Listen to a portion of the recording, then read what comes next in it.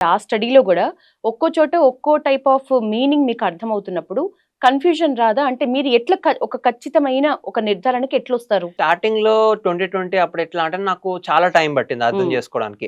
అంటే around 2-3 hours అనేది పట్టింది ఓకే. ఒక దాన్ని స్టడీ చేయడం కోసం, హ్మ్. ఒక ఫోర్‌కాస్ట్ క్రియేట్ చేయడం కోసం. అండ్ దానికోసం నేను ఒక చాలా అరౌండ్ 10-15 మ్యాప్స్ పొద్దున్న స్టడీ చేయడము. ఇప్పుడు ఇది చూపిస్తే మనకి ఇందులో సింక్ అవుతుందా లేదా? ఓకే. ఈ 2 మనకి సింక్ అవుతుంటే ఇక్కడ మనకి రేంజ్ అనేది చూపించే ఛాన్స్ ఉందా? ఒకవేళ చూపించకపోతే మళ్ళీ ఏ పారామీటర్ మిస్ అవుతుంది?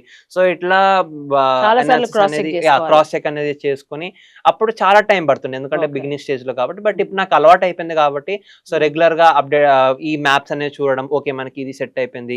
ఈ పారామీటర్ మనకి ఫేవరబుల్‌గా ఉంది. అండ్ ఆల్సో మనకి గ్రౌండ్ బేస్డ్ పారామీటర్స్ అంటే మన స్కైలో కండిషన్స్ అనేవి మారుతున్నాయి. అండ్ హ్మ్. Also based upon the experience that I gained in the last 5 years. So, okay. ఈ ఎక్స్‌పీరియన్స్ కూడా నాకు చాలా హెల్ప్ అవుతుంది. సో, హ్మ్. ఇన్ దిస్ వే నాకు అప్‌డేట్ అనేది ఇవ్వడము యాస్ ఆఫ్ నౌ కొంచెం అలవాటనేది అయ్యింది.